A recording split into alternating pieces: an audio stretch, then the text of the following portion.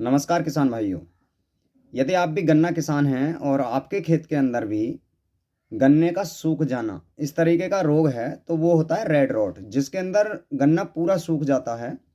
और दोस्तों खासकर ये दो वैरायटियों में ज़्यादा देखने को मिला, 0238 0239। और इसके पीछे कहीं ना कहीं जैसे आप किसी से सलाह लेते हैं या फिर आजकल मिल वाले कोई दवाइयाँ बेच रहे हैं, शुगर केन मिल वाले, तो वो आपको बोलते होंगे कि भाई इसका तो कोई तोड़ भी नहीं है और ये बीज जनित रोग है। तो इसमें एक फ्रॉडिंग भी है और ये आया क्यों है, क्या इसका इलाज संभव भी है, इन सब विषयों पर आज बात रहने वाली है। साथियों, ये उन स्थानों पर इस वर्ष ज़्यादा देखने को मिला जहाँ पर या तो जलभराव की शिकायत रही हो या ज़्यादा पानी आप बारिश का रह गया हो या फिर सिंचाई का हो, यानी जहाँ नमी ज़्यादा देर बनी रही है वहीं पे ये रोग खासकर आया है। या जिन किसान भाइयों ने ध्यान ही नहीं दिया है, कुछ चीज़ें लगाई ही नहीं है, वहाँ पे भी ज़्यादा देखने को मिला है।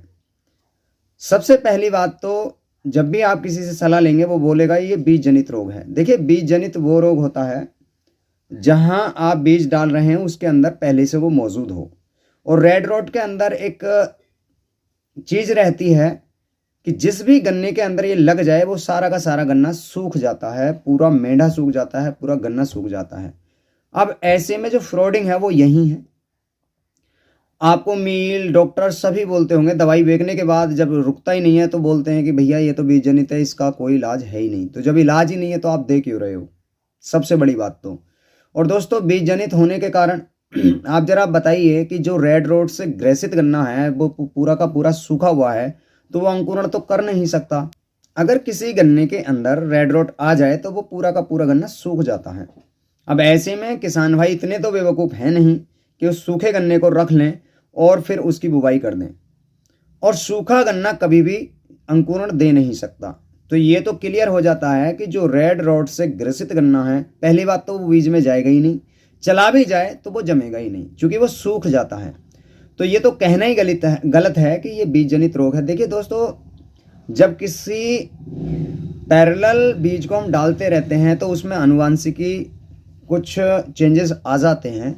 और हम सभी जानते हैं इतने अनाधुंध कीटनाशकों के प्रयोग के बावजूद कहीं ना कहीं हमारी मिट्टी भी प्रतिरोधी कम होती जा रही है, जिसके कारण से ये रोग आते जा रहे हैं। तो रेड रोट भी उसी के कारण कुछ आया है और कहीं ना कहीं 0238 वैरायटी 0239 वैरायटी के अंदर देखने को मिल रहा है। तो कह सकते हैं इन दोनों पैरेलल वैरायटियों के अंदर जो है कहीं ना कहीं हो सकता है आनुवांशिकी परिवर्तन हो रहा हो।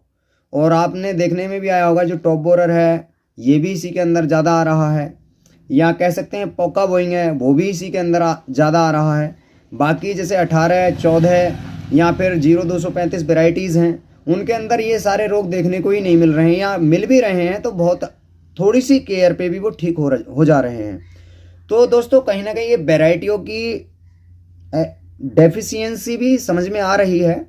और हाँ, जिन किसान भाइयों ने अपनी फसल में 0238 या 0239 के अंदर सल्फर का प्रयोग 1 या 2 बार किया है, उनमें हमें देखने को मिला है कि ये रोग है ही नहीं, या है भी तो बहुत थोड़ा आया, 1-2 महीने में आया फिर उसके बाद रुक गया। तो ये तो कहना ही गलत है कि भाई इनका इलाज नहीं किया जा सकता। आप अभी जब गन्ना लगाएंगे, जो किसान भाई 0238 या 0239 बोएंगे, तो इसमें आपको पहले ही बोला जाएगा अरे भैया सीड ट्रीटमेंट कर लो नहीं तो रेड रोट आएगा। ठीक है, सीड ट्रीटमेंट अच्छी चीज़ है। अगर आप वहाँ सल्फर या फिर कोई इंसेक्टिसाइड नॉर्मली डालते ही हैं तो सीड ट्रीटमेंट तो ऑलरेडी हो ही जाता है। तो केवल अगर संदर्भ में बात करें रेड रोट के, तो ये देखिए हो सकता हो कि इतने लंबे समय से वैरायटी चल रही है और इस पर पोका बोइंग, टॉप बोरर, ये सारी चीज़ें डिसीज़ आती जा रही हैं और उसके अत्यधिक प्रभाव के कारण हो सकता है फंगल इन्फेक्शन का भी प्रभाव ज़्यादा हो रहा हो और फिर वो आनुवांशिकी में आ रहा हो, जिसके कारण से हमें बहुत बड़े पैमाने पर देखने को मिल रहा है। एक चीज़ तो हो गई ये। दूसरी चीज़, भाई मौसम भी बहुत ज़्यादा इफेक्टिव होता है। इस बार बारिश बहुत ज़्यादा पड़ी है, बाढ़ आई है, तो मॉइस्चर का होना स्वाभाविक है और जहाँ पे ज़्यादा मॉइस्चर होती है वहाँ फंगल इन्फेक्शन को फलने फूलने के लिए बहुत अच्छा माहौल मिल जाता है। तो इस कारण से भी कहीं ना कहीं ये जो रेड रोट है वो आया है। ऐसा नहीं कि किसी भी रोग का इलाज नहीं, प्रिवेंटिव इलाज सभी के हैं। अगर आपको लगता है कि आपके खेत के अंदर कोई 1-2 मेंढे आए हैं तो उसमें कॉपर ऑक्सीक्लोराइड का प्रयोग आप करिए। 250 ml प्रति एकड़, आधा किलोग्राम प्रति एकड़ की दर से आप ड्रिंचिंग करा रहे हैं, ड्रेसिंग करा रहे हैं, या किसी भी फर्टिलाइज़र में मिलवा के डलवा रहे हैं तो बहुत अच्छा है, या फिर आप सॉइल में मिलवा के उसे डलवा दीजिए तो रुक जाता है। तो ये तो कहना ही गलत है कि भाई ये बीज जनित है या फिर इसका कोई इलाज नहीं है। हाँ, इलाज तब नहीं है जब भाई ग्रसित हो जाए और वो सूखेगा, तो उसका तो इलाज कोई हो नहीं सकता। हाँ, अगले महीने ना सूखें उसके लिए हम कर सकते हैं, और सबसे बेहतर होगा कि आप इस वैरायटी को छोड़िए। क्योंकि दोस्तों उत्पादन तो इसका बम्पर है ही, लेकिन आपने देखा होगा इसके अंदर लागत बेहिसाब होती जा रही है। आप टॉप बोरर के लिए 1 लगाएंगे, 2 लगाएंगे, 3 लगाएंगे, कई लागत देनी पड़ रही है, कई बार फटेरे देने पड़ रहे हैं, कोराजन देनी पड़ रही है, बहुत सारे कीटनाशक देने पड़ रहे हैं। उसके बावजूद इसकी साइकिल पर साइकिल आती जा रही है और हमारे किसानों का बजट बहुत ज़्यादा बिगड़ रहा है।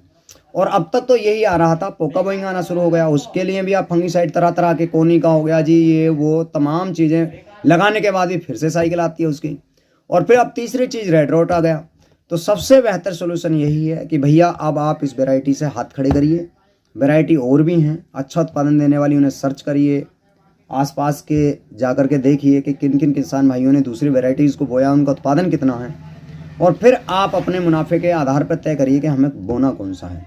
क्योंकि ये दोनों वैरायटीज़ अब जाने ही वाली हैं, और इसे अगर आप नहीं छोड़ेंगे तो लॉस तो आपको होना ही है। टॉप बोरर भी आएगा, पोका बोइंग भी आएगा, रेड रॉट भी आएगा। टॉप बोरर पोका बोइंग में एक चांस ये रहता है कि आपका गन्ना बढ़ तो जाता है, लेकिन जो रेड रॉट है इसके अंदर पूरा का पूरा गन्ना सूख जाता है, और ऐसे में नहीं तो आपसे वो मिल लेगा, नहीं थ्रेसर वाले लेंगे, तो आपको हानि बहुत ज़्यादा हो सकती है। क्योंकि हमारे क्षेत्र के अंदर पूरे के पूरे खेत बर्बाद हो गए, तो इसलिए इन नुकसानों से आप बच सकें तो आने वाले सीज़न के अंदर आप वैरायटी चेंज करिए, और ध्यान रखिए कि फंगीसाइड को आप या तो आप अपनी बुवाई पे दीजिए या फिर पहले यूरिया पे दीजिए। किसी भी सूरत में अगर आपने फंगीसाइड दे रखा है, कंटेंट सिस्टेमिक फंगीसाइड, तो चांसेस 100% होते हैं कि रोग ना आए। अगर आप देंगे ही नहीं तो रोग आएगा। तो इसलिए ये कुछ प्रिवेंटिव इलाज हैं, सोल्यूशन हैं, वो मैंने बताए, आप इन्हें करके आप भी इन चीज़ों से निजात पा सकते हैं। तो दोस्तों आज के वीडियो में केवल इतनी ही वार्ता, मिलते हैं किसी दूसरे वीडियो में दूसरे विषय के साथ। दोस्तों आपसे गुजारिश है कि आप अगर आप पहली बार हमारे वीडियो को देख रहे हैं तो लाइक करिए, सब्सक्राइब करिए चैनल को, और ऑल पे सेलेक्ट कर लीजिए, जिससे आने वाली वीडियोज़ के नोटिफिकेशन आपको मिलते रहें। तो इस वीडियो में केवल इतना ही। नमस्कार दोस्तों।